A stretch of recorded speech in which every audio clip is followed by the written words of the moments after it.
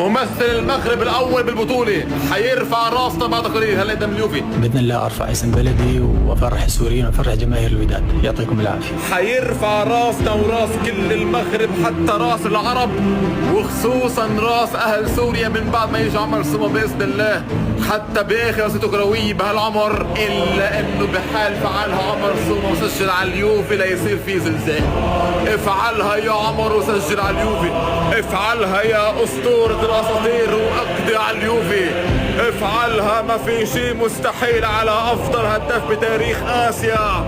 افعلها وارفع راس سوريا والمغرب وكل العرب باذن الله. سيد العجوز سوف يتم القضاء عليه من ابن سوريا عمر، والممثل الاول بهالبطولة الوداد البيضاوي.